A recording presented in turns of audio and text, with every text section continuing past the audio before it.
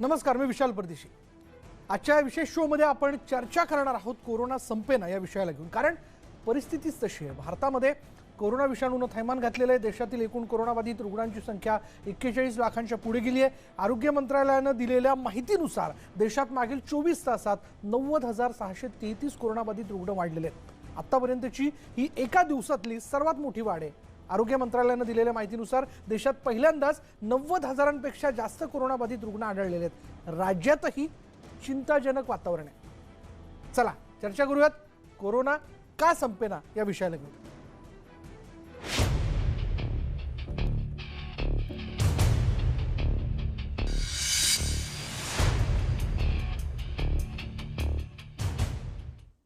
Corona संसर्गाच्या विषयाला घेऊन राज्यातल्या एकूणच परिस्थितीचा आपण आढावा घेणार आहोत। आपल्याबरोबर सुरुवातीला असणार आहेत आमचे कोल्हापूरहून प्रतिनिधी संदीप राजगोळकर, त्याचबरोबर पुण्यावरून आहेत आमचे प्रतिनिधी वैभव सोनवणे, नाशिकवरून असणार आहेत जे मनमाडमधून आपल्याला घडामोडी आपल्यापर्यंत पोहोचवत असतात आमचे प्रतिनिधी बब्बू शेख, आणि त्याचबरोबर आपल्याबरोबर असणार आहेत औरंगाबादहून आमचे प्रतिनिधी सचिन जिरे। सुरुवातीला मी वैभवकडे जातोय। वैभव, जम्बो कोविड हॉस्पिटल जे आहे ते पुण्यामध्ये उभारण्यात आलं, पण हव्या तशा पद्धतीने त्यातनं सुविधा ज्या आहेत त्या रुग्णांना मिळत नाहीये अशी ओरड आता खुद्द रुग्ण आणि रुग्णांच्या नातेवाईकांकडून होताना दिसते। काय नेमकी कारण आहे की ज्या पुण्यातनं कोरोनाच्या संसर्गाला सुरुवात झाली तिथे अजूनही कोरोना नियंत्रित का होत नाहीये? विशाल, सरळ सरळ आहे। ज्या पद्धतीनं प्रशासनानं भूमिका घ्यायला हव्या होत्या, वठवायला हव्या होत्या, त्याच्यामध्ये गडबड झाली हे निश्चित आहे। एक जम्बो कोविड हॉस्पिटल सारखं हॉस्पिटल उभं करताना त्याच्यामध्ये पालकमंत्र्यांनी 3 एजन्सीज आणल्या। टेंडर PMRDAनं केलं, चालवायला खाजगी संस्थेला दिलं आणि त्यासाठीचे पैसे महापालिकेने दिले। या सगळ्या पार्श्वभूमीमध्ये कुणीही कुणाला आन्सरेबल नाहीये। जी संस्था किंवा ज्या खाजगी लाईफ केअर संस्थेला जम्बो कोविड चालवायला दिलं होतं त्यांनी सुरुवातीचे 8 दिवस आपण काय करतोय, किती डॉक्टर्स तिथे बोलवलेत, किती पॅरामेडिकलचा स्टाफ आहे याची कुठलीही नोंद ठेवली नाही। ते तिथे येत आहेत का याची चाचपणी कुठल्याही सरकारी यंत्रणेनं म्हणजे ना महापालिकेने केली ना PMRDAने केली। परिणाम असा झाला 8 दिवसांमध्ये 10 मृत्यू त्या ठिकाणी झाले। औषधं जी आहेत ती मिळत नसल्याच्या ऑडिओ क्लिप आतमधल्या डॉक्टरांच्याच व्हायरल झाल्या। ज्या आपल्या नीतिमत्तेने तिथं काम करत होत्या त्यांना उलटसुलट उत्तरं देण्यात आली, काही डॉक्टरांनी राजीनामे दिले। हे सगळं झालं। पांडुरंग रायकर सारख्या एका पत्रकाराचा मृत्यू झाला आणि तरीसुद्धा प्रशासन जे आहे त्याचे केवळ काही त्रुटी आहेत, काही अहवाल येतील आणि त्यावरती काम करू याच मानसिकतेमध्ये। मुळात कोरोनाची सुरुवात पुण्यात झाल्यापासून प्रशासनानं आक्रमक व्हायला हवं होतं। ते सुरुवातीच्या काळामध्ये प्रशासन ज्या आक्रमकतेनं काम करत होतं ते पाहता मध्यंतरी काही बदल्या अजित पवारांनी केल्या, ज्याच्यामध्ये पुणे महापालिकेचे आयुक्त बदलले। आयुक्त बदलल्यानंतर तरी परिस्थिती सुधारली का असा प्रश्न होता, तर अजित पवारांनी काल लॉकडाऊन लवकर उठवल्याचं जाहीर मान्य करत त्याची सगळी जबाबदारी ही पुण्याच्या व्यापाऱ्यांवरती टाकली। म्हणजे एकूण या सगळ्या परिस्थितीमध्ये नेतृत्वाचा अभाव जो आहे तो दिसतो। ज्यानं कोणी खंबीर निर्णय घ्यायला हवे होते त्या निर्णयाशी बरोबर किंवा चूक असताना सुद्धा अतिशय ठामपणे त्याच्यावरती कायम राहायला हवं होतं। तसं होताना फारसं दिसलं नाही।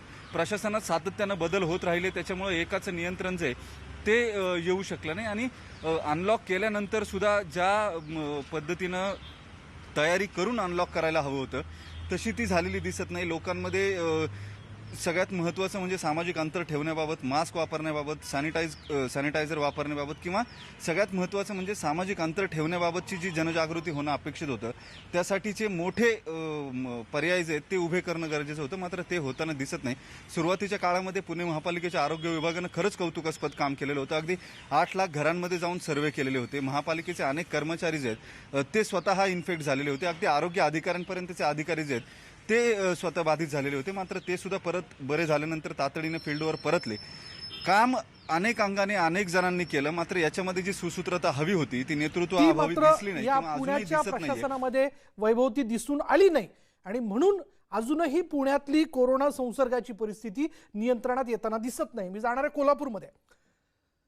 संदीप, मुख्यमंत्र्यांनी फेसबुक लाईव्ह मध्ये बोलताना असं म्हटलं होतं की आता यापुढे आपल्याला आपलं काम सांभाळून कोरोनासोबत जगण्याची सवय लावून घ्यावी लागेल, आपल्याला सगळी काळजी घ्यावी लागेल असंही त्यांनी म्हटलं होतं। पण आता याचा संसर्ग इतका वाढत चाललाय की आता या विषयाबद्दल सर्वसामान्य माणसाला बोलण्याचा देखील वीट आलाय।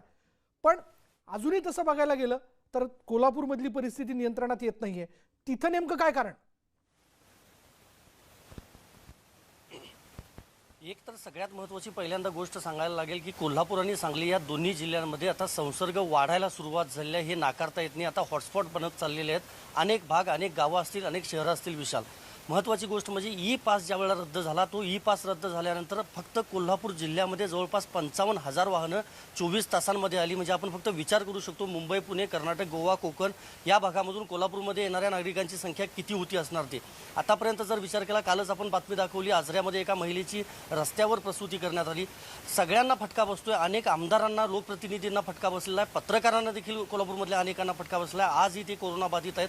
मात्र कोरोना मुक्त होणाऱ्यांची जी संख्या आहे ती देखील दिलासादायक आहे असं म्हणता येईल. गेल्या 24 तासातला जर विचार केला विशाल, तर साधारणतः 700 रुग्णांना कोरोनाची बाधा झाली. मात्र 500हून अधिक रुग्ण कोरोना मुक्त देखील झाली. ही देखील एक दिलासादायक बाब म्हणावी लागेल. आता महत्त्वाची गोष्ट जी आहे ती आहे जम्बो हॉस्पिटलची, कारण जम्बो हॉस्पिटलची मोठी गरज कोल्हापूर आणि सांगली या दोन्ही जिल्ह्यांना आहे असं म्हणता येईल. कारण 2000पेक्षाही अजून बेड जे आहेत त्याची गरज आहे. आत्ता जर विचार केला तर अनेक कॉलेजेस असतील, सायबर कॉलेजसारखं किंवा शिवाजी विद्यापीठातल्या हॉस्टेल्स असतील, रुग्णालय असतील, सगळी बऱ्यापैकी फुल्ल झालेली आहेत. ग्रामीण भागामध्ये देखील हॉस्टेल्स उपलब्ध नाहीत, बेड्स उपलब्ध नाहीत.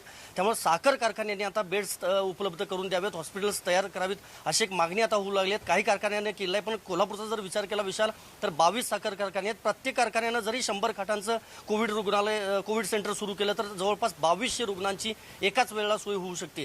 आता जर विचार केला तर लॉकडाऊन तर परत शक्य नाही आहे केंद्राच्या आणि राज्य सरकारच्या नियमावलीप्रमाणे. मात्र कोल्हापूरचा विचार केला तर 2 तालुक्यांमध्ये म्हणजे गडहिंग्लज आणि कागल या 2 तालुक्यांमध्ये कडकडीत असा जनता कर्फ्यू पुकारण्यात आलेला आहे. नेसरी, बांबवडे, पेठ, वडगाव असेल, इस्लामपूर सांगलीतलं शहर असेल, अशा शहरांमध्ये कडकडीत असा 10 दिवसांचा जनता कर्फ्यू पुकारण्यात आलेला आहे. तरी देखील रुग्णसंख्या ही कमी व्हायचं काय मात्र नाव घेत नाही. 3 मंत्री आहेत. हसन मुश्रीफ ग्रामविकास मंत्री आहेत, पालकमंत्री सतेज पाटील आहेत आणि आरोग्य राज्यमंत्री राजेंद्र पाटील यड्रावकर. हे 3ही मंत्री सांगली जिल्ह्यात कोल्हापूर जिल्ह्यातले आहेत. सांगलीमध्ये विश्वजित कदम आहेत, जयंत पाटील आहेत. इतके तगडे 5 मंत्री असताना देखील या दोन्ही जिल्ह्यातली आकडेवारी का कमी होत नाही? त्याचं कारण असं आहे की सोशल डिस्टन्सिंगचा अजूनही अभाव आहे. मास्क नसताना सांगलीकर, कोल्हापूरकर अजूनही रस्त्यावर विशाल फिरतानाचं चित्र पाहायला मिळतंय. भाजी मंडई असेल तिथं गर्दी होते. गावातल्या खेडेगावांमध्ये जे धार्मिक कार्यक्रम आहेत किंवा मग लग्न आली त्यात किंवा पाहुणेपैकी आता जो सीझन असतो ते सगळे जे कार्यक्रम असतात ते अजूनही सुरू आहेत आणि त्यामुळेच हा संसर्ग वाढत चाललेला आहे. त्यामुळे कोल्हापूर आणि सांगलीकरांची चिंता मोठी आहे. यापुढे देखील वाढणार आहे सप्टेंबर अखेरपर्यंत असं म्हणता येईल. सार्वजनिक कार्यक्रमांना हवा तसा पायबंद प्रशासन घालू शकलेलं नाहीये. लोक अजूनही बेफिकीर आहेत, नियम पाळत नाही आणि म्हणून कोल्हापूरमधली कोरोना संसर्गाची परिस्थिती नियंत्रणात येताना दिसत नाहीये. आपल्याबरोबर संदीपने सगळे मुद्दे मांडल्यानंतर आपल्याबरोबर कोल्हापूरचे पालकमंत्री सतेज पाटील आहेत. सतेज पाटीलजी, का अजूनही कोल्हापूरमधली कोरोना संसर्गाची परिस्थिती नियंत्रणात येत नाहीये? रोज एक नवीन आकडा समोर येताना दिसतोय. मला वाटतं 3ऱ्या लॉकडाऊन नंतर MMR रिजन असेल किंवा प्रचंड असं इनकमिंग अनेक जिल्ह्यामध्ये पश्चिम महाराष्ट्रामध्ये झालेलं आहे आणि कम्युनिटी स्प्रेड सारखी परिस्थिती निर्माण झालेली आहे आणि आपण यंत्रणेतून दररोज मॅक्झिमम टेस्ट करतोय. आकडा वाढतोय याचं कारण मॅक्झिमम टेस्ट आपण करायला लागलेलो आहे आणि जेणेकरून ट्रेसिंग करून जास्तीत जास्त लोकांच्या टेस्ट करून त्यांच्यावर उपचार करण्याचं काम आपण करतोय. 27,000चा आकडा जरी असला तरी जवळजवळ 17,000 पेशंट्स बरे होऊन बाहेर पडलेले आहेत. आता ऍक्टिव्ह पेशंट्स कोल्हापूरमध्ये 10,000ची संख्या आहे आणि त्यामुळे आकडा वाढला तरी तिथपर्यंत पोहोचण्याचं काम आपण करतोय आणि कम्युनिटी स्प्रेड होऊ देण्याची खबरदारी आपण घेतोय. त्यामुळे तो आकडा वाढलेला आता दिसतोय. कुटुंबात म्हणजे जास्तीत जास्त कुटुंबांमध्ये देखील याची लागण होताना दिसते कोल्हापुरात. नाही, आता कसं आहे की प्रत्येकानं माहिती सांगणं, कारण की आता कॉन्ट्रॅक्ट ट्रेसिंग मध्ये आम्हाला ज्यावेळी प्रशासनातले अधिकारी घरी जातात त्यावेळी अनेकदा अशी परिस्थिती आहे की लोक थोडी माहिती देताना मागं पुढे बघतात आणि म्हणून माहिती योग्य पद्धतीने मिळाली की तर त्या सगळ्या कुटुंबाला तो संसर्ग होणार नाही या दृष्टीनं कारवाई करणं शक्य होणार आहे. आणि म्हणून आता घर टू घर सर्वे हा आपला प्रामुख्यानं सुरूच आहे आणि ICUचे बेड वाढवण्याचं नियोजन आपण त्या ठिकाणी करतोय जेणेकरून कुणालाही व्हेंटिलेटर मिळाला नाही अशी परिस्थिती उद्भवणार नाही यासाठी आपण प्रयत्न प्रामुख्याने करतो आहोत. सतेज पाटीलजी, असेच आमच्याबरोबर थांबा. आमचा प्रतिनिधी संदीप राजगोळकर देखील आपल्याबरोबर आहे. संदीप, तुला काय विचारायचं आहे? एक तर पाटील साहेब तुम्ही सांगा की काल आजऱ्यातला प्रकार आपण बघितला की रस्त्यावर प्रसूती करण्यात आली. अनेक रुग्णालये अजूनही फुल आहेत, तिथं रुग्णांना एंट्रीज दिली जात नाही. आत्ताच आज सकाळची बातमी अशी देखील आली आहे की CPR रुग्णालयातले 17 व्हेंटिलेटर्स जे आहेत ते बंद अवस्थेत आहेत, ते अजूनही चालू करण्यात आलेले नाहीत. याबाबत प्रशासन किंवा राज्य सरकार नेमकं काय भूमिका घेते? नाही, कालची दुर्दैवी घटना आहे आजऱ्यातली, कारण की मी काल देखील बोललो की कोल्हापूर जिल्ह्यावर फक्त कोल्हापुरातल्या रुग्णांना उपचार देण्याचा ताण आहे. त्याचबरोबर सिंधुदुर्ग, रत्नागिरी, कर्नाटक बाउंड्री, अगदी बेळगाव, चिक्कोडी पासून आणि सांगली पासून रुग्ण कोल्हापूरमध्ये साधारणपणे येत आहेत. आणि मग कालच मी सर्व जिल्हाधिकाऱ्यांना तिथल्या विनंती करतोय की तिथले रुग्ण किमान तिथं उपचार व्हावेत, जेणेकरून इथली बेड उपलब्धता ही कोल्हापूर जिल्ह्यातल्या पेशंटसाठी उपलब्ध व्हावी, या पद्धतीच्या सूचना त्या ठिकाणी दिलेल्या आहेत. काही व्हेंटिलेटरचा विषय सांगितला, त्यामध्ये काही तांत्रिक अडचणी असल्यामुळे ते व्हेंटिलेटर कार्यान्वित झाले नव्हते, परंतु ते आज आणि उद्या निश्चितपणे कार्यान्वित होतील CPR मधले. धन्यवाद आमच्याशी बोलल्याबद्दल. महत्त्वाचे मुद्दे जे आहेत पालकमंत्री म्हणून सतीश पाटील यांनी स्पष्ट केलेले आहेत. व्यवस्थेत काही ठिकाणी अभाव आहे, लोक ऐकत नाहीयेत, अजूनही तिथले स्थानिक नियम पाळत नाहीये, म्हणून परिस्थिती कोरोना संसर्गाच्या नियंत्रणात येताना दिसत नाही. अधिक बोलणार आहोत, वेळ झाली का ब्रेकची ब्रेक घेऊयात. पहा फक्त न्यूज 18 लोकमत.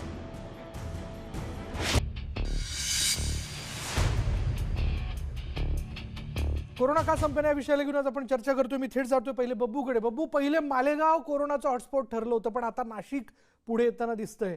का ही परिस्थिती अजूनही नियंत्रणात येत नाही? खरं तर विशाल, मालेगावची परिस्थिती पाहता ती आता आटोक्याच्या बाहेर होत चालली आहे की काय असं वाटतंय. कारण सुरुवातीला 8 एप्रिलला जेव्हा मालेगावात जी परिस्थिती पहिला रुग्ण सापडला होता, त्यानंतर पूर्व भागात कोरोनाने अक्षरशः कहर केलेला होता आणि त्याच्यानंतर शासकीय यंत्रणा कामाला लागली, त्यांनी हळूहळू कोरोनावर मात केली. मात्र आता परिस्थिती उलटी झालेली आहे. पश्चिम भागात कोरोनाने आता कहर सुरू केलेला आहे. रोज येथे मोठ्या प्रमाणात रुग्ण आढळून येत आहे. नाशिकची हीच परिस्थिती आहे. मालेगाव असो किंवा नाशिक असो, या दोन्ही ठिकाणी कोरोनाने आता कहर सुरू केलेला आहे आणि परिस्थिती हाताच्या बाहेर जाण्याची निर्माण झालेली आहे. एकूणच जर शासकीय यंत्रणांनी वेळेवर वेगवेगळ्या आणि चांगल्या उपाययोजना केल्या नाही तर कम्युनिटी स्पिरिट आहे तो वाढण्याची मोठी शक्यता निर्माण झालेली आहे. एकूणच आता मालेगावचा विचार केला तर इथे 114 लोकांचा बळी गेलेला आहे. 2000 पेक्षा जास्त इथे कोरोनाबाधित रुग्ण आहे. विशेष म्हणजे दिलासादायक असं आहे का 2000च्या आत काही रुग्णांनी कोरोनावर मात केली आहे. मात्र पश्चिम भागात रोज नवीन रुग्ण आढळून येत आहे. मालेगाव मधली परिस्थिती नियंत्रणात येत नाहीये आणि तशीच परिस्थिती नाशिकमध्ये दिसून येते. बब्बू, जातोय मी आता सचिनकडे, औरंगाबादला. सचिन, औरंगाबादमध्ये प्रत्येक दिवशी एक नवीन आकडा आहे. म्हणजे सांगितलं जाते, लोकांना आवाहन केलं जाते नियम पाळा, पण नेमकी काय कारण की संसर्ग अजून नियंत्रणात येईना? संसर्ग जे आटोक्यात येण्याचे बरेचसे कारण आहे. कारण की इथं जो मुक्त संचार आहे तो मुक्त संचार आणि त्यानंतर सोशल डिस्टन्सिंगचा अभाव जो आहे औरंगाबादमध्ये मोठ्या प्रमाणात जाणवत आहे. आणि त्याचबरोबर जे आहे की रुग्ण जे आहेत ते माहिती दडवत आहेत. त्याचबरोबर औषधी जे घरोघरी परस्पर आपले औषधोपचार नाही का रुग्ण जे आहेत करून घेत आहेत आणि चाचण्यांसाठी ते पुढे येत आहेत. त्यामध्ये अजून एक कारण याचं सांगावं असं वाटतोय की नाही का जी कॉन्टॅक्ट ट्रेसिंग आहे, एका रुग्णाचे जो संपर्क आहे, जी संपर्काचं कॉन्टॅक्ट ट्रेसिंग आहे, संपर्क साधे शोधण्याचं जे काम आहे, तर ते योग्यरीत्याने होतोय की नाही हे पण पाहणे त्यामध्ये ठरेल. कारण की एका रुग्णामागे किमान 15 ते 10 जणांचं जे आहे तर आपण कॉन्टॅक्ट ट्रेसिंग केली पाहिजे, पण प्रत्येक रुग्णाबाबत तसे होत नाही. हा देखील एक याचं कारण आहे. त्यामुळे 25,000च्या पुढे हा जो कोरोनाबाधितांचा आकडा गेलेला आहे. पूर्वी शहरामध्येच ही परिस्थिती होती की कोरोनाचा कहर होता, मात्र आता संपूर्ण ग्रामीण भाग देखील व्यापलेला आहे. ज्याप्रमाणे शहरात औरंगाबादचे जिल्हाधिकारी सुनील चव्हाण या आपल्याबरोबर फोन लाईन वरती आपण त्यांना विचारूयात. सुनील चव्हाणजी, नेमकं काय कारण की रोज एक नवीन आकडा औरंगाबादमध्ये? कम्युनिटी स्प्रेड म्हणायचं याला? नाही, नमस्कार, मी जिल्हाधिकारी सुनील चव्हाण. हे नक्की आहे की पेशंटची संख्या वाढते, परंतु औरंगाबादच्या संदर्भात जर आपण बघितलं तर साधारणतः दररोज 300+ पेशंट आपल्याकडे निघत आहेत, परंतु जवळपास तेवढेच पेशंट डिस्चार्जही होत आहेत, म्हणजे ट्रीटमेंट करून. आजचं जर बघितलं तर आज 383 पेशंट नवे आले आणि 274 पेशंट आपण ट्रीटमेंट करून डिस्चार्ज केले. आणि एक गोष्ट मला आपल्याला सांगायची की आमचा जो रिकव्हरी रेट आहे औरंगाबादचा तो 77% आहे. म्हणजे 77% पेशंट आपण बरे करत आहोत. आणि आता इथून पुढे जे माझा फोकस आहे पेशंटची संख्या, कारण आपण आता जवळजवळ सगळ्या गोष्टी सुरू केलेल्या आहेत.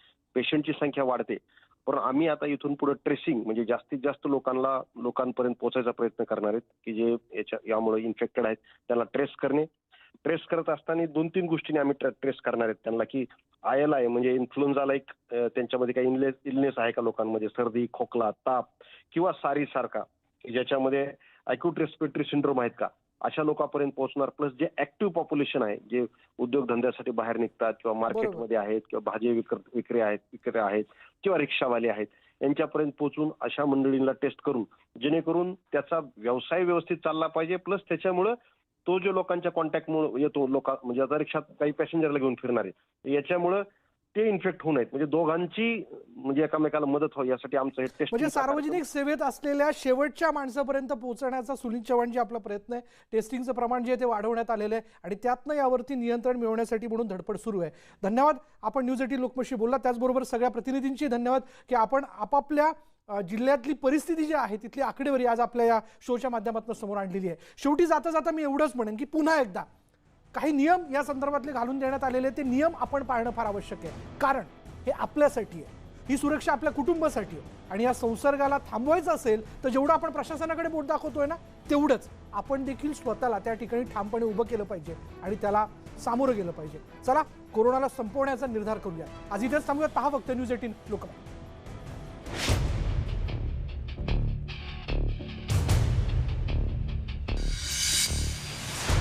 होत आहे स्वराज्य बांधणीच्या नव्या पर्वाची सुरुवात.